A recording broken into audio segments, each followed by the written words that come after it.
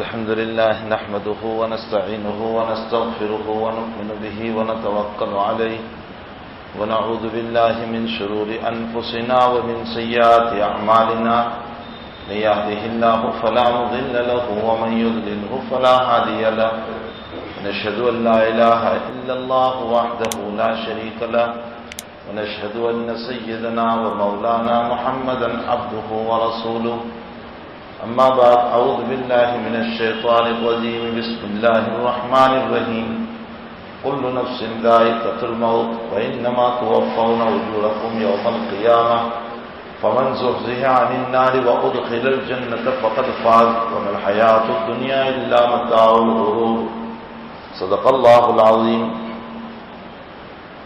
وقال النبي صلى الله عليه وسلم اذكروا ذكر حازم اللذات یعنی الموت او کما قال صلی اللہ علیہ وسلم. بزرگوں اور بھائیوں، دنیا میں مختلف مسائل ہیں اور ان تمام مسئلوں میں کسی نہ کسی کو اختلاف ضرور ہے. گھر میں مسائل ہوتے ہیں، اس میں بھی اختلاف ہوتا ہے. بیوی کی رائے کچھ اور ہوتی ہے، شوہر کی رائے کچھ اور ہوتی ہے. روزانہ گھروں کے مسائل میں اختلاف ہے. بیٹے کی رائے کچھ اور ہوتی ہے، ابا کی رائے کچھ اور ہوتی ہے. نکاح کا مسئلہ آ گیا، بیٹا کہہ رہا ہے میں یہاں نکاح کروں گا، باپ منع کر رہا ہے تم یہاں نکاح نہ کرو. کسی دکان کا مسئلہ آ گیا، بیٹا کہہ رہا ہے کہ اس کو نہیں خریدنا ہے، باپ کہہ رہا ہے اس کو خریدنا ہے. کسی چیز کو خریدنے کا مسئلہ آ گیا، بیوی کہہ رہی ہے کہ یہ مجھے پسند نہیں ہے، شوہر کہہ رہا ہے اسی کو خرید لو. دنیا بھر کے مسائل ہیں جس میں اختلاف ہے، گھر سے لے کر باہر کی سوسائٹی تک اور مکان سے لے کر حکومت کی سطح تک اختلاف ہیں اور یہ اختلاف رہیں گے. لیکن ایک مسئلہ ایسا ہے جس میں کسی کا اختلاف نہیں، اور مسلم مسئلہ ہے جس میں ہندو ہو یا مسلم، سکھ ہو یا عیسائی، یہود ہو یا اور کوئی مذہب سے تعلق رکھنے والا، چاہے وہ ناستک، دہریہ، خدا کا باغی نہ ماننے والا ہی کیوں نہ ہو، ہر ایک کا اتفاق ہے کہ موت ہر انسان کو آنی ہے. یہ ایک یقینی مسئلہ ہے کہ موت آنی ہے. کوئی جوانی میں بھی مرتا ہے، کوئی بچپنے میں بھی مرتا ہے، کوئی بڑھاپے میں بھی مرتا ہے. عورت بھی مر رہی ہے، مرد بھی مر رہا ہے، بچے بھی مر رہے ہیں، جانور بھی مر رہے ہیں. موت ایک یقینی چیز ہے. دنیا میں موت سے کسی کو فرار نہیں، موت سے کسی کو بھاگنا نہیں، موت سے کسی کا بچاؤ نہیں، موت سے کسی کو فرار نہیں ہو سکتا ہے. موت ایک یقینی چیز ہے. یہ کانوں کے تار جو ابھی خوب سن رہے ہیں، یہ آنکھیں جو ابھی خوب دیکھ رہی ہے، یہ زبان جو بہت بول رہی ہے، یہ دل جو خوب دھڑک رہا ہے، یہ ہاتھ جو بہت حرکت کر رہے ہیں، یہ پاؤں جو بہت دوڑ رہے ہیں، ایک وقت آئے گا کہ پاؤں پر سناٹا، ہاتھوں پر سناٹا، زبان پہ سناٹا، کانوں کے سننے کے تار ٹوٹ جائیں گے، آنکھیں دیکھنا بند کر دے گی اور سارے مسائل دھرے کے دھرے رہ جائیں گے. اس کو لاش کہہ دیا جائے گا. لاش کا معنی لاش ہے، عربی میں اس کو لاش کہا جاتا ہے، یعنی اب کوئی چیز نہ رہا. اس سے متعلق کل کو یوں کہہ رہے تھے کہ یہ جا رہا ہے، اس سے متعلق آج یوں کہیں گے کہ یہ جنازہ جا رہا ہے. اس سے متعلق کل ہم یہ کہہ رہے تھے کہ یہ دوڑ رہا ہے، اس سے متعلق آج ہم یہ کہیں گے اس کی لاش جا رہی ہے. کل کو یہ اپنے پاؤں پہ دوڑ رہا تھا، آج کسی کے سہارے پر چل رہا ہے اور کسی کے کندھوں پر بیٹھ کر کے یہ جا رہا ہے. وہ بیوی جو کبھی اپنا چہرہ کسی کو نہیں دکھاتی تھی، آج اجنبیوں کے کندھوں پر بیٹھ کر کے جا رہی ہے. یہ ایک موت کی حقیقت ہے. اس کا کوئی انسان انکار نہیں کر سکتا، نہیں کر سکتا، نہیں کر سکتا. حقیقت حال یہ ہے کہ میرا اور آپ کا ذرا سا سننا کم ہو جائے تو اس صورت میں ہم یہ کہتے ہیں کہ بھئی ڈاکٹر کو بتاؤ، شاید میل آ گیا ہو، شاید پردے میں نقصان ہو گیا ہو، چاہے سوراخ ہو گیا ہو، ممکن ہے کوئی اور مسئلہ کان کا ہو گیا ہو، ڈاکٹر سے بتائیے، دورے جا رہے ہیں۔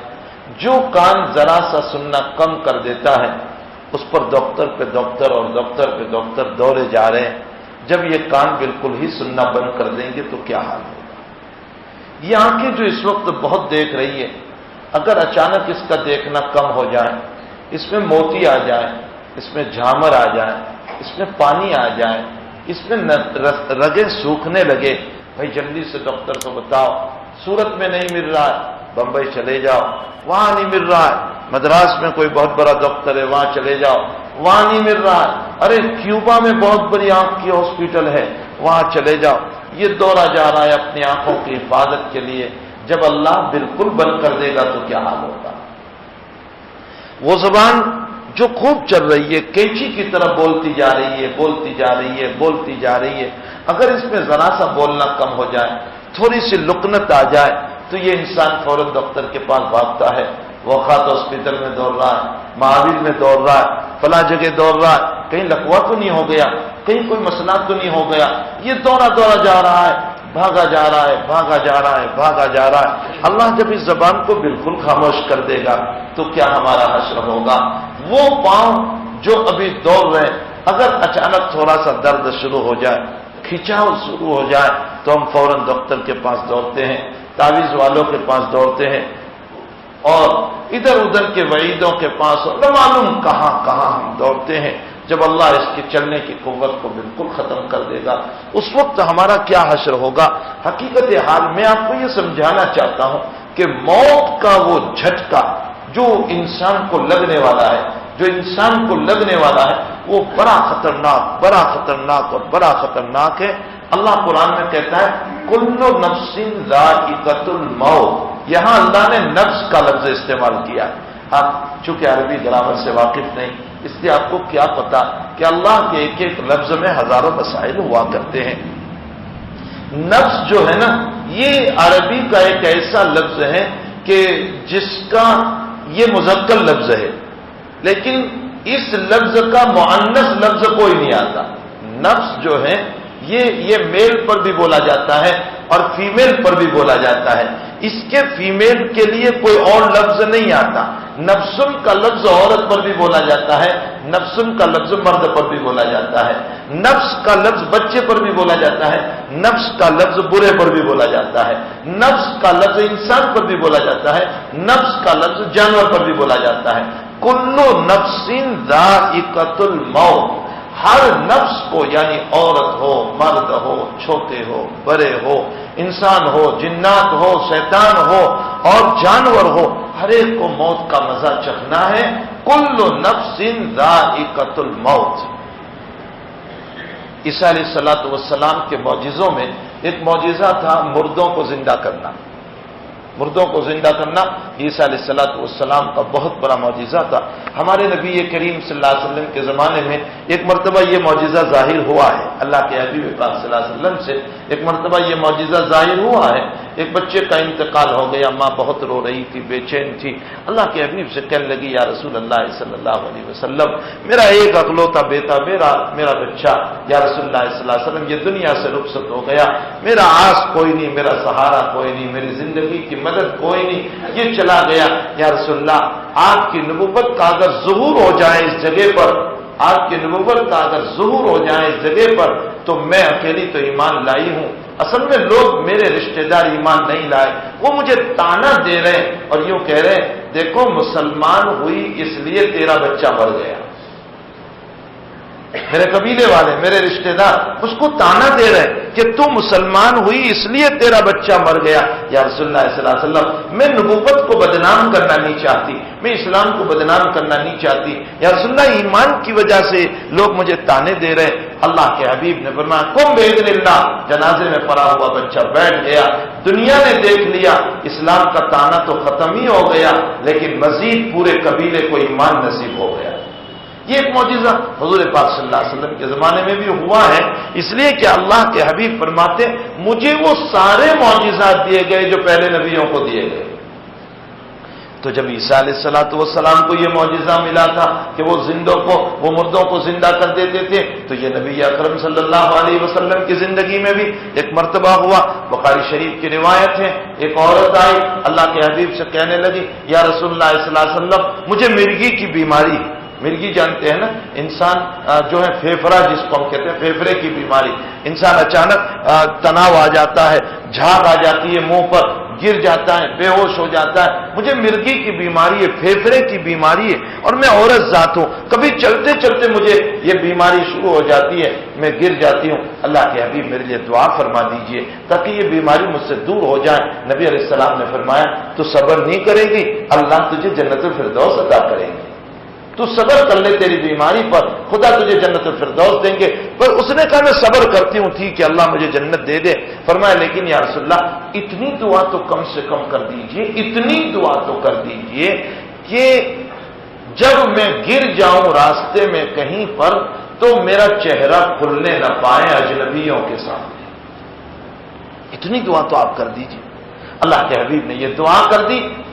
اس عورت کا بیان ہے کہ اس کے بعد کبھی راستے میں یہ مسئلہ مجھے پیش بھی آیا، لیکن الحمدللہ میرا چہرہ دعائے نبی کریم صلی اللہ علیہ وسلم سے کبھی نہیں کھلا۔ یہ بھی معجزہ ہے رسول اللہ صلی اللہ علیہ وسلم کا۔ بہرحال اللہ کے حبیب کے ہاتھوں وہ تمام معجزات ظاہر ہوئے جو اگلے نبیوں کو دیا۔ بلکہ ایک بات میں نے کل بھی حضرات علماء کے اندر کہی، میرے مدرسے کے اندر میں نے کہا اللہ کی دو صفتیں، صفت علیم و صفت خبیر۔ اللہ علیم ہے، اللہ خبیر ہے، باخبر ہے۔ اللہ کی صفت علم اور اللہ کی صفت خبر سے محمد رسول اللہ صلی اللہ علیہ وسلم نے جتنا فائدہ اٹھایا دنیا میں کسی نبی نے نہیں اٹھایا۔ اللہ کے علم سے، اللہ کے علیم ہونے سے، اللہ کے باخبر ہونے سے حضور پاک صلی اللہ علیہ وسلم نے جتنا فائدہ اٹھایا اتنا کسی نبی نے نہیں اٹھایا۔ اسی لیے آقا صلی اللہ علیہ وسلم فرماتے ہیں اوتیت علم الاولین والآخرین، مجھے اگلوں کا بھی علم دیا گیا، مجھے پچھلوں کا بھی علم دیا گیا، یعنی آدم سے لے کر آپ صلی اللہ علیہ وسلم تک کا سارا علم مجھ کو دیا گیا، اور مجھ سے لے کر قیامت تک کا پورا علم بھی اللہ نے مجھ کو عطا فرمایا۔ تو اللہ کے حبیب پاک صلی اللہ علیہ وسلم علم الاولین والآخرین اللہ نے آپ کو عطا فرمایا تھا۔ میں یہ کہہ رہا تھا کہ حضور پاک صلی اللہ علیہ وسلم کے ہاتھوں یہ معجزات ظاہر ہوئے ہیں۔ کبھی کبھار حضرت عیسیٰ کا تو یہ قائمی معجزہ تھا، قبرستان سے گزرے، لوگوں نے کہا کہ اس قبر میں بہت پرانی قبر ہے، ذرا کہو نا اس کو زندہ کرو، ہم دیکھنا چاہتے۔ روایتوں میں آتا ہے حضرت نے قبر پر کھڑے ہو کر فرمایا قم بإذن اللہ، اللہ کے حکم سے کھڑا ہو جا۔ اندر سے ایک آدمی نکلا، اسے پوچھا تو کون ہے؟ اس نے کہا میں نوح علیہ السلام کا بیٹا سام ہوں۔ حضرت عیسیٰ اور نوح علیہ السلام کے بیچ میں ہزاروں سال کا فاصلہ، ہزاروں سال کا فاصلہ۔ فرمایا میں نوح کا بیٹا سام ہوں۔ فرمایا اچھا، کہا قیامت قائم ہو گئی؟ اس نے نکلتے ہی پوچھا، کہا نہیں۔ کہا اچھا تو نے موت کو کیسے پایا؟ تو نوح علیہ السلام کا بیٹا کہہ رہا ہے، روایتوں میں یہ لفظ موجود ہے، فرمایا کہ جس وقت میری موت کے موقع پر مجھے جو جھٹکا لگا تھا، ہزاروں تلوار کے جھٹکے حیثیت نہیں رکھتے جو موت کا جھٹکا تھا، اور ہزاروں سال آج ہو گئے لیکن وہ موت کی کرواہٹ میرے منہ سے نہیں گئی۔ اس موت سے ہر ایک کو سامنا کرنا ہے، کوئی ایسا نہیں ہے کہ جو اس موت سے سامنا کرنے والا نہ ہو، ضعیف ہو جوان ہو، ہر ایک کو اس راستے سے گزرنا ہے۔ عجیب ہے قرآن کریم موت کو مسئلہ بتا رہا ہے، کل نفس ذائقۃ الموت، اے لوگوں تمہیں مرنا ہے، یہ ایک مسئلہ ہے، تم اس مسئلے کو سمجھو، اسے معمولی نہ سمجھو، اسے معمولی نہ سمجھو۔ بخاری شریف کی روایت ہے کتاب الجنائز کی، جنازہ لے کر چلے، قبر ابھی تیار نہیں ہوئی تھی اور جنازہ وہاں پہنچ گیا۔ ہماری طرح 10 گھنٹے لے کر بیٹھے نہیں رہتے تھے رسول اللہ صلی اللہ علیہ وسلم۔ مسئلہ یہ ہے کہ میت کا انتقال ہو جائے تو جلد از جلد اس کو قبرستان پہنچا دو، یہ مسئلہ ہے۔ اس کی وجہ یہ ہے کہ اگر میت نیک ہے تو وہ خود تم کو اندر سے بول رہی ہے قدمونی قدمونی، مجھے جلدی لے چلو، مجھے جلدی لے چلو، اللہ کی نعمتیں میرا انتظار کر رہی تھی۔ اور اگر میت بری ہے، تو اللہ کے حبیب فرماتے ہیں یہ گندی چیز کو لے کر کیوں اپنے پاس تم بیٹھے ہو، ڈال دو اس کو۔ تو مسئلہ یہ ہے کہ میت کو جلدی دفن کر دو۔ ہمارے وہاں آپ دیکھ لو 10 گھنٹے 12 گھنٹے 15 گھنٹے لے کر کے بیٹھے رہتے ہیں، گھر والے بھی بیچارے پریشان ہوتے ہیں، کہتے ہیں وہ فلاں نہیں آیا، وہ فلاں نہیں آیا۔ ارے بھائی صلاۃ جنازہ فرض علی الکفایہ ہے۔ فرض علی الکفایہ کا مطلب موجودہ لوگ پڑھ لیں، اور جب آپ نے ایک وقت دے دیا ہے کہ فلاں وقت میں جنازے کی نماز ہوگی، اب بھی اگر لوگ نہیں آ رہے تو ان کا انتظار کرنا یہ ان لوگوں کو تکلیف دے رہا ہے جو پہلے سے حاضر ہو چکے، ان کو انتظار کرنا پڑ رہا ہے دوسروں کا۔ اسی لیے آج بھی اگر آپ عرب میں دیکھ لیں تو میت کو ایک طویل دیر تک وہ لے کر نہیں بیٹھتے۔ اگر ظہر میں انتقال ہوا تو عصر کے بعد تدفین، عصر میں انتقال ہوا تو مغرب بعد تدفین، مغرب میں انتقال ہوا تو عشاء کے بعد تدفین۔ سنت کے مطابق ہمیں اپنی زندگیوں کو گزارنے کی ضرورت ہے۔ ہم سنت سے بہت ہٹ چکے ہیں، بہت ہٹ چکے ہیں۔ بہرحال اللہ کے حبیب پاک صلی اللہ علیہ وسلم ایک جنازہ لے کر کے جب قبرستان میں پہنچے، قبر کھودی جا رہی تھی، حضرت بیٹھ گئے اور بیٹھ کر ہاتھ میں لکڑی لے کر زمین کریدنے لگے۔ زمین یہ جیسے انسان کسی خیال میں ہو، کسی تصور میں ہو اور بیٹھے بیٹھے کریدتا ہے، اللہ کے حبیب زمین کریدنے لگے بیٹھے بیٹھے۔ اس کے بعد اللہ کے نبی کی آنکھوں سے آنسو بہنے لگے۔ صحابہ نے فرمایا اللہ کے رسول صلی اللہ علیہ وسلم کیا بات ہے، کوئی تکلیف؟ فرمایا نہیں، میں اس جانے والی کی اگلی زندگی سوچ رہا ہوں۔ یہ جو ابھی قبر میں جا رہا ہے میں اس کی اگلی زندگی سوچ رہا ہوں۔ کیا سوچ رہے؟ اللہ کے حبیب نے فرمایا یہ ابھی اکیلا اندر ہوگا، اس کے پاس وہ فرشتے آئیں گے، جو فرشتے اس سے سوال کریں گے، اگر یہ جواب دے پایا تو ٹھیک ہے، ورنہ روایتوں میں ہے اللہ کے حبیب نے فرمایا لوہے کے گرز سے اس کی پیشانی پر مارا جائے گا۔ دنیا میں اس کی اولاد بھی اپنے باپ کو ماننے پر بچاتی تھی، اس کو وہاں کون بچائے گا؟ میں اس کی آخرت کو سوچ رہا ہوں کہ اس کی سیڑھی کیسے یہ چڑھے گا، یہ اللہ کی طرف کیسے چلے گا، اس کو ابھی کچھ سوالات ہونے والے ہیں، وہ ان سوالوں میں کیسے کامیاب ہوگا۔ اس کے بعد فرمایا نبی اکرم صلی اللہ علیہ وسلم نے اے لوگوں موت کا تصور کیا کرو، اگر تم موت کا تصور رکھو گے تو دنیا کی لذتیں اللہ تم سے ختم کر کے آخرت کے فکر کو ڈال دے گا۔ اس لیے یہ موت جو ہے نا ہر انسان کو آنی ہے، آنی ہے، آنی ہے، ہر ایک کو اس راستے سے پار ہونا ہے، اور اس کی جو تلخیاں ہے نا پھر عجیب مسئلہ ہے۔ اللہ فرماتے ہیں کل نفس ذائقۃ الموت، ہر ایک کو موت کا مزہ چکھنا ہے۔ اچھا انسان مر گیا، چلو مرنے کے بعد معاملہ ختم ہو جاتا تو بھی کوئی بات تھی، معاملہ فنش ہو جاتا، مر گئے مٹی ہو گئے معاملہ ختم ہو گیا، لیکن میرا قرآن یہ کہتا ہے کہ مرنے کے بعد معاملہ ختم نہیں ہوتا ہے۔ آگے آیت تو دیکھو اللہ کیا کہہ رہا، وَإِنَّمَا تُوَفَّوْنَ أُجُورَكُمْ يَوْمَ الْقِيَامَةِ۔ اللہ نے موت کو ایک مسئلہ بنایا ہے۔ دنیا میں ہمارے مسئلے بہت بنے ہوئے ہیں، مہنگائی مسئلہ ہے، آئے دن مہنگائی کے خلاف یہ پارٹی ہڑتال کر رہی ہے، کل کو یہ پارٹی ہڑتال کر رہی ہے، آج جویلرز ہڑتال کر رہے ہیں کہ تم نے ٹیکس بہت ڈال دیا، کل کو جو ہے پیٹرول والے ہڑتال کر رہے ہیں، پرسوں کوئی اور ہڑتال کر رہا ہے۔ مہنگائی کو لوگوں نے مسئلہ بنایا، سر درد ہو جائیں تو مسئلہ بنایا، بیمار ہو جائیں تو مسئلہ بنایا، بیوی کی بیماری مسئلہ بنایا، ان دنیا بھر کے چیزوں کو دکان نہیں چل رہی ہے مسئلہ بنایا، کاروبار میں تھوڑا سا مسئلہ ہو گیا مسئلہ بنایا۔ یہ سب مسئلے ہیں، حالانکہ یہ مسئلے وہ ہیں جس کی کوئی حقیقت زیادہ نہیں ہو سکتی ہے، اور موت کا مسئلہ اتنا زبردست ہے لیکن ہم نے اسے اپنا مسئلہ ہی نہیں بنایا۔ وہ باپ ہمارا، وہ باپ جو باپ رات رات بھر ہمارے لیے سسکیاں لیتا تھا، روتا تھا، آنکھ کھل جانے پر دوڑتا تھا، سردی اور گرمی کو برداشت کر کے اپنی اولاد کی مسکراہٹوں کو دیکھنا چاہتا تھا، اپنی اولاد کی مسکراہٹوں کو، کہ میں کما کر اس لیے لا رہا ہوں کہ میرا بیٹا پریشان نہ ہو جائے۔ اپنی اولادوں کی مسکراہٹوں کے لیے اس نے گرمی کو برداشت کیا دکانوں پر، اس نے سردی کو برداشت کیا دکانوں پر۔ وہ یہاں بھیک مانگتا ہے، وہ وہاں بھیک مانگ رہا ہے، وہ وہاں بھیک مانگ رہا ہے، وہ اس سے منت و سماجت کر رہا ہے، بھائی کچھ دے دو میرا مکان بن جائے، میری ضرورت پوری ہو جائے، میرا مکان چل جائے، کچھ دے دو میری اولاد کے لیے صرف اس لیے وہ یہ کر رہا ہے، اپنی اولاد کی مسکراہٹ دیکھنا چاہتا ہے، لیکن جب وہ باپ دنیا سے رخصت ہوا اور قبر میں پہنچا تو وہ بھول بھلیاں ہو گیا کہ اولاد کو مہینے کے بعد یہ بھی یاد نہ رہا کہ میرا باپ مرا بھی ہے یا نہیں مرا۔ وہ ماں جو رات بھر رویا کرتی تھی، اپنے بیٹے کو اپنے کندھے پر داب کر پورے گھر میں گھوم کیا کرتی تھی کہ میری اولاد کو نیند آ جائے، وہ راتوں کو سوتی نہیں تھی، وہ اپنی اولاد کے چین اور سکون کو دیکھنا چاہتی تھی۔ وہ صبح اٹھ کر کے اپنے جانے والے بچے کا توشہ تیار کر رہی ہے، اس کا ٹفن تیار کر رہی ہے، میرا لال اسکول جا رہا ہے، میرا لال مدرسے جا رہا ہے، میرا لال جو ہے جاب پہ جا رہا ہے، یہ دکان پہ جا رہا ہے، یہ کام پہ جا رہا ہے، جس کے لیے صبح جلدی سے اٹھ کر اپنی میٹھی نیند کو قربان کر کے وہ ٹفن تیار کر رہی تھی۔ وہ ماں مری، مہینہ نہیں گزرتا اولاد کو یہ بھی یاد نہیں رہتا کہ میری ماں بھی مر گئی ہے، بلکہ ایک زمانہ گزرتا ہے 1-2 سال کا کہ اولاد اپنے ماں باپ کی قبروں کو بھی بھول جاتے ہیں۔ یہ قبر کہاں ہے وہ بھی یاد نہیں۔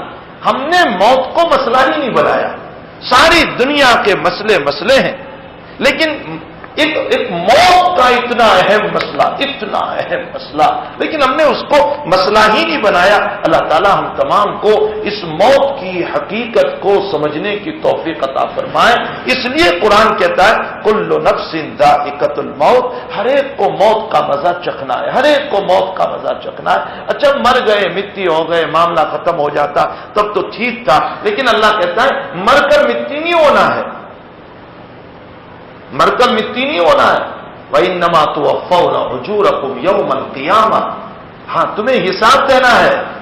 وَإِنَّمَا تُوَفَّوْنَ أُجُورَكُمْ، تم نے سورج کے بازار میں کیا دھوکہ دیا تھا، تم نے اپنی دکانوں پر بیٹھ کر کیا دھوکہ دیا تھا، تم نے مجلسوں میں بیٹھ کر کیا غیبتیں کی تھی، تم نے آپس میں بیٹھ کر کسی کے خلاف کیا پلان بنایا تھا، تم نے حرام روزی کمانے کے لیے کیا چکر چلایا تھا، تم نے کسی کو پامال کرنے کے لیے کیا مشورے کیے تھے۔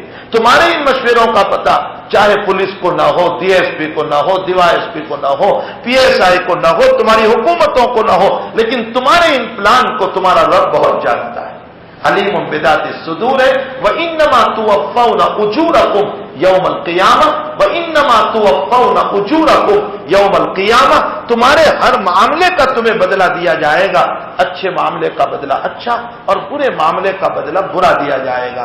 اور بھائی انسان گناہوں سے رکتا ہے دو طریقوں سے، ایک تو مجبوری کا طریق اور ایک اپنے اختیار سے، ایک مجبوری کا طریق اور ایک اختیار سے۔ اللہ نے بندے میں دونوں چیزیں ڈالی ہیں، بندے میں دونوں چیزیں۔ ایک جگہ اللہ فرماتے ہیں قرآن کریم میں فَأَلْهَمَهَا فُجُورَهَا وَتَقْوَاهَا قَدْ أَفْلَحَ مَنْ زَكَّاهَا وَقَدْ خَابَ مَنْ دَسَّاهَا فَأَلْهَمَهَا فُجُورَهَا وَتَقْوَاهَا، میں نے اس انسان میں، چاہے وہ مرد ہو چاہے وہ عورت ہو، میں نے اس انسان میں اچھائی بھی ڈالی ہے، برائی بھی ڈالی ہے، اچھائی بھی ڈالی، برائی بھی ڈالی، تقویٰ بھی ڈالا اور فسق و فجور بھی ڈالا ہے۔ لوگ پوچھتے ہیں خواہش کس کو کہتے ہیں؟ خواہش آج کل بعض لوگ پوچھتے خواہش کس کو کہتے ہیں۔ ہمارے ایک طالب علم نے مجھ سے پوچھا کہ حضرت یہ سبق میں سنتے رہتے ہیں خواہش خواہش، تو خواہش کہتے ہیں کس کو؟ میں نے ایک آسان زبان میں جو حضرت عبدالستانوی رحمۃ اللہ علیہ نے تعریف فرمائی وہ تعریف میں نے کی۔ میں نے کہا دیکھو خواہش کا مطلب ہوتا ہے، آپ بھی سمجھ لیجئے اس بات کو، خواہش کس کو کہتے ہیں؟ خواہش کا مطلب ہوتا ہے کسی چیز کے پیچھے دل میں خلبلی پیدا ہو، دل پریشان ہو اس چیز کے لیے، اس خلبلی کو اور اس پریشانی کو خواہش کہا جاتا ہے۔ اب اچھی چیز کے لیے بھی دل پریشان ہوتا ہے، بری چیز کے لیے بھی دل پریشان ہوتا ہے۔ اگر بری چیز کے لیے دل پریشان ہے تو یہ بری خواہش ہے، اور اچھی چیز کے لیے دل پریشان ہے تو یہ اچھی خواہش ہے۔ انسان کو نماز پڑھنے کے لیے دل پریشان ہے، یہ آدمی نیک ہے، یہ اچھی خواہش ہوئی۔ اور اگر کسی کو دیکھنے کے لیے، بد نظری کرنے کے لیے، اجنبی عورتوں پر نگاہ ڈالنے کے لیے، اخبار کی تصویروں کو کاٹ کاٹ کر صرف لذت لینے کے لیے، یا موبائل میں اچھی اچھی تصویروں کو لے کر صرف دیکھتے رہنا، یہ بری خواہش ہے۔ اب دل اندر سے اگر بے چین ہے کہ موبائل کھول رہا ہے دیکھنے کے لیے اور پریشان حال ہے کہ میں کب دیکھوں اس کو خواہش کہا جاتا ہے، یہ بری خواہش بھی ہے۔ اسی کو اللہ نے کہا فَأَلْهَمَهَا فُجُورَهَا، میں نے بری خواہش بھی ڈالی ہے، وتقواہا، اچھی خواہش بھی ڈالی ہے، اس لیے کہ اگر صرف اللہ اچھی خواہش ڈالتا اور بری خواہش نہ ڈالتا تو بندہ مجبور ہو جاتا، اور مجبور بنانا یہ بندے کے اختیار کے خلاف ہے۔ اللہ تعالیٰ نے اس کو مختار بنایا ہے، پورا اختیار لے کر بھیجا۔ اللہ نے فرمایا وَهَدَيْنَاهُ النَّجْدَيْنِ، ہم نے تجھے دو راستے بتا دیے، یہ خیر کا، یہ شر کا، اس پر چلے گا جنت، اس پر چلے گا جہنم، اس پر چلے گا اللہ کی رضامندی، اس پر چلے گا اللہ کی ناراضگی۔ میں تجھے مجبور نہیں بنا رہا ہوں کہ تو تقوی ہی اختیار کر، تو نماز ہی پڑھتا رہے، تو روزہ ہی رکھتا رہے، میں تو تجھے دو راستے دے رہا ہوں۔ فَأَلْهَمَهَا فُجُورَهَا وَتَقْوَاهَا قَدْ أَفْلَحَ مَنْ زَكَّاهَا، آگے یہ بیان کر دیا، لیکن جو تقوی والی خواہش پر چلے گا ہم اس کے دل کو پاکیزہ بنائیں گے، وہ کامیاب ہوگا۔ قد افلح من زکاہا وقد خاب من دساہا، اور جس نے بری خواہش کو لیا وقد خاب من دساہا، فرمایا وہ خسارے میں، وہ نقصان میں، وہ ہلاکت میں، وہ بربادیوں میں جائے گا۔ وقد خاب من دساہا۔ اب دیکھیے کسی گناہ سے روکنا یا تو اختیار سے ہوگا یا استرار سے ہوگا، یا تو مجبوراً رکے گا یا اپنے اختیار سے رکے گا۔ اگر مجبوراً گناہ سے رکا ہے، مجبوراً گناہ سے رکا ہے تو کوئی ثواب نہیں ملے گا بلکہ اوپر سے گناہ ہوگا۔ مثلا آپ موبائل میں گندی تصویر دیکھ رہے ہیں، یا آپ کمپیوٹر میں گندی تصویریں کھول کر بیٹھے ہوئے ہیں، یا کوئی سنیما کھول کر، کوئی فلم کھول کر کے بیٹھے ہوئے ہیں، یا عریانی تصویریں کھول کر کے بیٹھے ہیں، یا گھر میں اللہ معاف فرمائے ٹیلی ویژن پر گندی تصویریں اور گندا فلم میں دیکھ رہا ہوں، اور اتنے میں کوئی بڑا آ گیا، ہمارا استاد آ گیا، شیخ آ گیا، باپ آ گیا، بھائی آ گیا، ماں آ گئی، جسے ڈر لگتا تھا۔ ارے بعض وقت تو انسان اس لیے بھی ڈرتا ہے کہ بیوی آ گئی، کہے گی اچھا تم ایسی چیزیں، تم اس کے ساتھ لگے ہوئے ہو، تو بیوی کے خوف سے بند کر دیا، باپ کے خوف سے بند کر دیا، ماں کے خوف سے بند کر دیا۔ معلوم ہوتا ہے کہ یہ جو ٹی وی کو اس نے بند کر دیا اور غلط سیریل دیکھنا موبائل میں اس نے بند کر دیا، یہ اللہ کے خوف سے نہیں ہوا، یہ تو مجبوراً ہوا، اپنی عزت کو بچانے کے لیے دوسروں کے خوف سے۔ اس بند کرنے پر کوئی ثواب نہیں ملے گا، اوپر سے ڈبل گناہ ہوگا۔ اور ایک یہ ہے کہ آپ نے اس کو بند کر دیا اس نیت سے میرا اللہ تو مجھے دیکھ رہا ہے، میرا رب تو مجھے دیکھ رہا ہے، کوئی نہیں دیکھ رہا، میرا اللہ تو، میں چپکے موبائل میں دیکھتا ہوں گندی تصویروں کو، لیکن وہ تو مجھے دیکھ ہی رہا ہے، وہ آج نہیں تو کل میرا راز فاش کر دے گا، وہ مجھے اگر اس نے ذلیل کر دیا، اس کے خوف سے جس نے اس کو بند کر دیا، یہ ثواب ملے گا اور ڈبل ثواب ملے گا۔ ایک اختیار سے رکنا ہوا اور ایک مجبوراً رکنا ہوا۔ مثلا ہماری مجلس یہاں لگی ہوئی تھی اور میں غیبت کر رہا تھا، آپ بھی غیبت میں مبتلا، میں بھی آپ کے ساتھ غیبت میں مبتلا۔ اب جس کی غیبت ہم کر رہے تھے وہ صاحب آ گئے، ہم بیٹھے ہوئے تھے غیبت اور وہ صاحب ہی آ گئے۔ اب جب وہ آئے ہم فوراً بات کرنا بند کر دیا، اچھا تشریف لائیے، آپ کا ہی انتظار تھا، آئیے تشریف لائیے، یہ کہہ کر کے ہم اس کو بلا رہے ہیں، حالانکہ ابھی ہم اس کی غیبت کر رہے تھے اور اس کے آنے پر ہم نے غیبت کو بند کر دیا۔ یہ غیبت کا بند کرنا اللہ کے لیے نہیں ہوا، اس بندے کے خوف سے ہوا، یہ مجبوراً ہم نے اپنی خواہش کو بند کیا ہے، اس پر کوئی ثواب نہیں ملے گا بلکہ ڈبل گناہ ہوگا، ایک تو غیبت کا اور ایک مخلوق سے ڈر کر کے اس کام کو چھوڑنے کا۔ اس کے مقابلے میں اگر ہم غیبت کو اس نیت سے چھوڑ دیتے کہ اللہ یہ نہیں سن رہا ہے، تو تو دیکھ رہا ہے، تو تو سن رہا ہے، ہم کیوں کسی کی غیبت کریں، ہم کیوں کسی کی برائی کریں، اگر ہم اس نیت سے رک جائیں تو اس اختیار پر ثواب ملے گا۔ دنیا میں اسی طرح تمام گناہوں کو میرے بھائیو سمجھ لیجئے، مجبوراً رکنے پر، اس گناہ سے رکنے پر کوئی ثواب نہیں، اختیار سے رکنے پر اللہ تعالیٰ ثواب عطا فرماتے۔ تو اللہ نے قرآن میں فرمایا فَأَلْهَمَهَا فُجُورَهَا وَتَقْوَاهَا قَدْ أَفْلَحَ مَنْ زَكَّاهَا۔ ہم سب کو مرنا ہے، اختیاری رکنے کا بھی حساب دینا ہے اور مجبوراً رکنے کا بھی حساب دینا ہے۔ ثُمَّ تُوَفَّوْنَ أُجُورَكُمْ يَوْمَ الْقِيَامَةِ، تم نے سورت کے بازاروں میں کیا کام کیا تھا، تمہاری نگاہیں کہاں چلی تھی، تم نے دکانوں پر بیٹھ کر کیا دھوکہ دیا تھا، تم نے اپنی بیوی سے چوری دنیا میں کتنے غلط مسائل کیے تھے، تمہاری اولاد سے نظریں بچا کر تم کہاں ہوٹلوں میں جا کر گناہ کیا کرتے تھے، تم نے حرام کا روپیہ کیسے کمایا تھا، دنیا کی کوئی طاقت نہیں جانتی، اللہ کہتا ہے میرے پاس محفوظ ہے۔ ثم توفون اجورکم یوم القیامہ، آگے اللہ فرماتے ہیں فمن زحزح عن النار وادخل الجنہ فقد فاز، جس کا حساب کلیئر نکلا، جس نے سورج کی بازاروں میں نگاہ کو بچا لیا، جس نے دکان پر بیٹھ کر للہیت اور خالص اللہ کو یاد کر کے کاروبار کیا، جس نے حرام کا روپیہ نہیں کمایا، جس نے دھوکہ نہیں دیا، جس نے جھوٹ نہیں بولا، جس نے گجرات یا ہندوستان کے مال کو امپورٹڈ مال کہہ کر کے نہیں بیچا، جس نے صاف صاف سچی بات کہہ کر کے اس مال کو بیچا، ہمیں کیا ہو گیا؟ آج ہمارا حال یہ ہو گیا کہ ہمارے اندر سے محبتیں ختم ہو گئی، صداقتیں ختم ہو گئی، سچائی ختم ہو گئی، معاف کرنا ختم ہو گیا، ایک دوسرے کو ملنا ختم ہو گیا، امانت داری ختم ہو گئی، دیانت داری ختم ہو گئی، خیانت سے زندگیاں بھر گئی، گالی گلوچ سے زندگیاں بھر گئی، ایران توران کی باتوں سے زندگیاں بھر گئی، غیبت سے زندگیاں بھر گئی۔ ہماری نگاہوں نے ہمیشہ دیکھا تو ہمیشہ تان و تشنی والا دیکھا، حسد والا دیکھا، گرانے والا دیکھا، مٹانے والا دیکھا۔ ہم نے لوگوں کو اسی نگاہ سے دیکھا، یہ گر جائیں، یہ مٹ جائیں، یہ تباہ ہو جائیں، اس کی بیٹی ذلیل ہو جائے، اس کی بیوی ذلیل ہو جائے، اس کا کاروبار ٹھپ ہو جائے، میں اوپر آ جاؤں، میں آگے بڑھ جاؤں، میری ترقی ہو جائے۔ ہم نے سب کو اس نگاہ سے دیکھا۔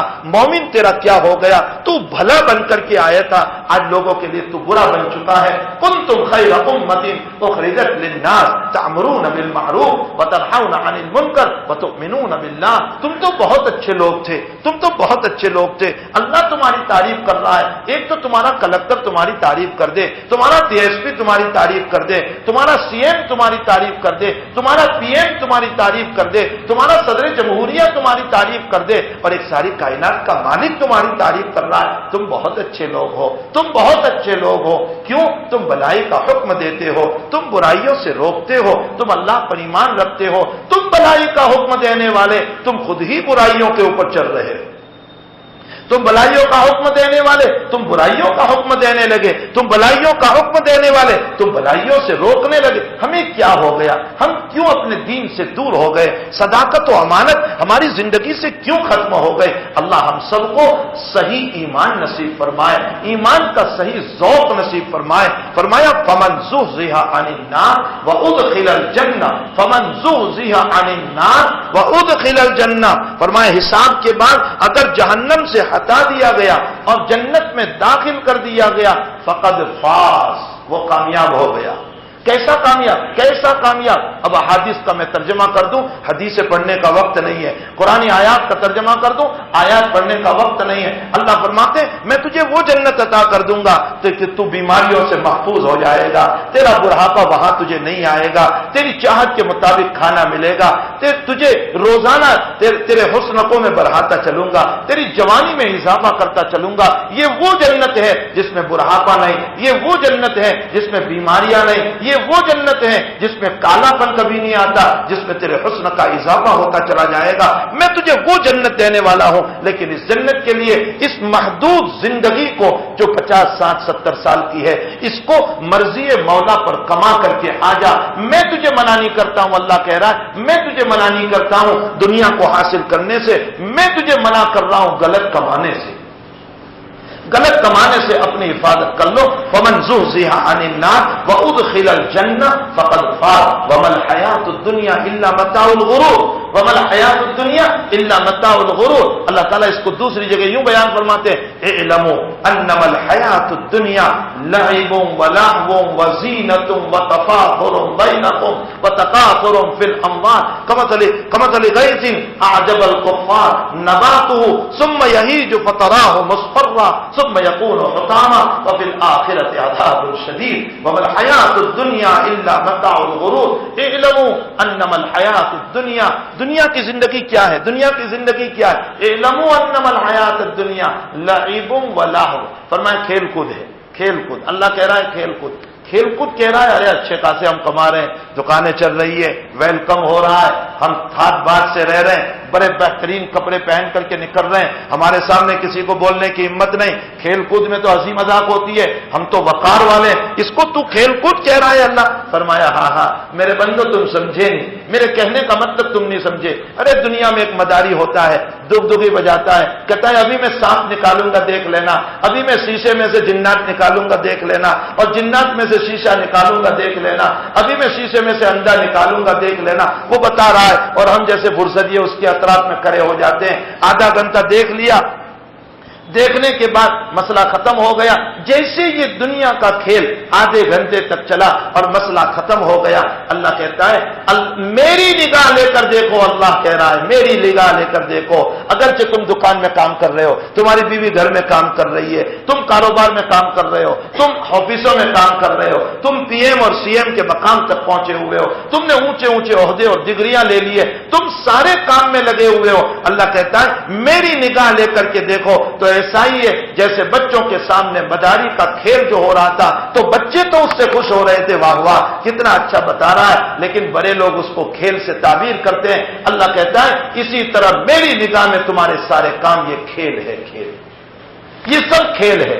اعلموا انما الحیات الدنیا لعب، یہ سارے کھیل ہے۔ کیا ہوگا؟ جیسے وہاں آدھے گھنٹے کے بعد مسئلہ ختم، اسی طرح تمہارے 50-60 کے اوپر مسئلہ ختم ہو جائے گا۔ اعلموا انما الحیات الدنیا لعب ولہو وزینہ، یہ صرف زینت تمہیں ہری بھری نظر آ رہی ہے۔ وتفاخر بینکم، آپس میں ایک دوسرے پر فخر کرتے جا رہے ہیں۔ وتکاثر فی الاموال والاولاد، ارے میرا مال اتنا ہے، میرے پاس تو اتنی کوٹیاں ہیں، اتنی دکانیں ہیں، میرا مال تو امپورٹ ہو رہا ہے، ایکسپورٹ امپورٹ اپنا کام ہے، فلاں جگہ سے ہمارے وہاں تو مال آ رہا ہے، ابھی میں نے بمبئی میں بھی شروع کر دیا، ابھی میں نے احمد آباد میں بھی شروع کر دیا، دنیا بھر میں میری کوٹیاں جاری ہو گئی۔ وتکاثر فی الاموال والاولاد، اللہ مثال دیتا ہے کمثل غیث اعجب الکفار نباتہ ثم یہیج فتراه، قرآن ہے، کیسے ہم کو سمجھا رہا ہے، فرمایا جیسے ایک کھیروت نے، ایک کسان نے ایک بیج ڈالا، وہ بیج جب نکلا تو بڑے لوگ خوش ہو جاتے ہیں، ماشاءاللہ کھیتی ہری بھری ہو گئی، اب بڑی ہو رہی ہے، لیکن چند ہی دن گزرے تھے، مہینہ گزرا، اس کے اوپر کوپنیں آنے لگی، دانا آنے لگا تو دھوپ سے وہ خشک ہونے لگے، وہ خشک ثم یہید فتراه مصفرا، وہ خشک ہونے لگے، وہ سوکھ گئی تمہاری کھیتی، وہ گیہوں کی، چاول کی، وہ خشک ہو گئی، وہ ہریالی ختم ہو گئی۔ ارے اچھا چلو خشک تو خشک ابھی بھی تو کھڑی ہے۔ ثم یہید فتراه مصفرا ثم یکون حطاما، اتنے میں کھیروت آیا اور سب کو کاٹ کر ختم کر دیا۔ اللہ کہتا ہے اسی طرح یہ جوانی تمہیں ہری بھری نظر آ رہی ہے، کھیل کود میں دوڑے جا رہے ہیں، کوئی ادھر کھیل رہا ہے، کوئی کرکٹ کے میدان میں کھیل کر اللہ کے باغی بن کر جا رہا ہے، نمازوں کو چھوڑتا جا رہا ہے، کوئی موبائل کی دنیا میں فلموں میں بیٹھ کر اللہ کی بغاوت پر جا رہا ہے، کوئی سنیما ہال میں بیٹھ کر اللہ کی بغاوتوں پر جا رہا ہے، کوئی ہوٹلوں کے اندر زنا کے اڈوں پر جا کر بغاوتوں پر جا رہا ہے، کوئی ہٹا کتا مستندہ ہو کر پجاموں کو اور پینٹ کو ٹخنوں سے نیچے لٹکا کر اللہ کے مقابلے میں مستندہ بن کر کے جا رہا ہے۔ اللہ کہتا ہے اسی طرح جیسے ابھی جوانی ہریالی ہے تمہیں نظر آ رہی ہے، لیکن بڑھاپا آ جائے گا، تمہاری ہریالی ختم، خشک ہو جاؤ گے، چہروں پر نلکیاں پڑے گی۔ ارے وہ چہرہ جس پر تمہاری بیوی جوانی میں محبت سے بوسہ دیا کرتی تھی، بڑھاپے میں دیکھنے کو بھی جی نہیں چاہے گا۔ یہ بڑھاپا آ گیا، اب بڑھاپے کے بعد تم یوں سوچو گے ارے چلو ابھی بھی تو بڑھاپا ہے، جی رہے، سانس چل رہا ہے، فرمایا اتنے میں میرا ملک الموت آئے گا اور تمہارے اس کھیتی کو کاٹ دے گا، ختم ہو جائیں گے۔ اعلموا انما الحیات الدنیا لعب ولہو وزینۃ وتفاخر بینکم وتکاثر فی الاموال والاولاد کمثل غیث اعجب الکفار نباتہ ثم یہید فتراه مصفرا ثم یکون حطاما وفی الآخرۃ عذاب شدید۔ اب اگر دنیا میں تم ٹھیک گزرے ہوں گے تب تو جنت تمہیں ملے گی، اور اگر ٹھیک نہیں گزرے تو وفی الآخرۃ عذاب شدید، بہت سخت میرا عذاب ہوگا۔ اور پھر اللہ تاکیدن کہہ رہا ہے وَمَا الْحَيَاةُ الدُّنْيَا إِلَّا مَتَاعُ الْغُرُورِ، یہ دھوکے کا سامان ہے دنیا، یہ دھوکے کا سامان ہے۔ حضرت علی رضی اللہ تعالیٰ عنہ کا قول امام بخاری رحمۃ اللہ علیہ نے نقل فرمایا، حضرت علی نے فرمایا دنیا کو مخاطب کرتے ہوئے اے دنیا تو مجھے دھوکہ نہیں دے سکتی، اس لیے کہ مجھے معلوم ہے جتنی میری زندگی گزر گئی وہ واپس آنے والی نہیں ہے۔ فرمایا دنیا جانے والی ہے، آخرت آنے والی ہے، عقل مند وہ ہے جو آنے والے کی تیاری کرے، جانے والے کی تیاری نہ کرے۔ مومن وہ ہے میرے بھائیوں، مومن وہ ہے جو اپنی آنے والی زندگی کی تیاری کرے، اللہ سے تعلق جوڑو میرے بھائیوں۔ اللہ سے تعلق جوڑو، تمہیں خدا کا واسطہ ہے اللہ سے تعلق جوڑو۔ میں بار بار ایک بات کہتا ہوں، دنیا کمانے سے، کاروبار کرنے سے، بیوی سے محبت کرنے سے، اولاد سے محبت کرنے سے قرآن منع نہیں کر رہا ہے۔ قرآن تو ان کے حقوق کو بیان کر رہا ہے، بیوی سے محبت کرو، پرایوں سے محبت کرتے ہو بیوی سے محبت کرو، اولاد سے محبت کرو، ان کے بیوی کے منہ میں لقمہ دینے پر تمہیں صدقے کا ثواب ملے گا۔ یہ محبت نہیں بیان کی تو اور کیا کیا؟ تمہاری اولاد کی ضرورتوں کو پورا کرو گے، اللہ تمہیں ثواب عطا کرے گا۔ علامہ انور شاہ صاحب کشمیری کسی بھی سفر سے تشریف لاتے تھے تو کچھ نہ کچھ خرید کر لاتے تھے اپنی اولادوں کے لیے۔ اگر راستے میں موقع نہیں ملا تو دیوبند کے بازار ہی سے جلیبی خرید کر لے جاتے تھے۔ کسی نے شاہ صاحب سے فرمایا، حضرت اتنا عمل فرمایا، دنیا میں اچھی اچھی دعوتیں ہم نے کھائی اور میرے بچے گھر پہ بھوکے رہیں، یہ کیسے ہو سکتا ہے؟ فرمایا میں اس نیت سے اپنی اولاد کے لیے لے جاتا ہوں، میری اولاد خوش ہو جائے گی، اللہ اس پر بھی مجھے صدقے کا ثواب ادا کرے گا۔ ہماری شریعت اولاد سے محبت، بیوی سے محبت، حلال کمائی، کاروبار کرنا، دکان چلانا، اس سے قطعاً منع نہیں کرتی۔ عبد الرحمن ابن عوف سب سے بڑے مالدار صحابی ہیں، ملینر آدمی ہیں، لیکن دین کے ساتھ ان کی دنیا تھی۔ عثمان غنی ملینر آدمی ہے لیکن دین کے ساتھ ان کی دنیا تھی۔ صحابہ کرام نے بھی کمایا ہے، اس لیے کماؤ تو حلال کا کماؤ، جائز کا کماؤ، صحیح راستے سے کماؤ، اپنے اللہ سے تعلق جوڑو۔ ہماری دکانوں کو نماز بناؤ، نماز کو دکان نہ بناؤ۔ دکان کو نماز بنانے کا کیا مطلب ہے؟ دکان پر بیٹھے ہیں، فکر ہو اذان ہو تو میں پہلے نماز پڑھوں گا، میرے مقدر کی روزی انشاءاللہ مجھے نماز کے بعد بھی ملے گی، میرا گھراک جائے گا نہیں، وہ 4 دکان گھوم کر پھر آئے گا، مقدر کی روزی جانے والی نہیں ہے۔ دکان کو نماز بنا دو، فکروں کو نماز بنا دو، کھانے کو نماز بنا دو، یہ بہتر ہے بنسبت اس کے کہ نماز کو دکان بناؤ، یعنی نماز میں آیا اور فکریں دکان کی ہے، یہ تمہاری نماز دکان بن گئی۔ ہمیں ان مسائل کو بہت سمجھنے کی ضرورت ہے۔ موت ایک حقیقی چیز ہے، ہمیں جانا ہے، اپنی زندگیوں کو ٹھیک کریں، کسی اللہ والے سے تعلق جوڑیں، ان کے ہاتھ میں اپنا ہاتھ دیں، ان سے بیعت ہو، اپنی زندگی بنانے کی فکریں کریں، اپنے مولا سے تعلق جوڑیں اور اس کو راضی کرنے کی فکریں کریں۔ اللہ ہم سب کو عمل کی توفیق عطا فرمائے۔ صلی اللہ علیہ نبی الکریم برحمتک یا ارحم الراحمین۔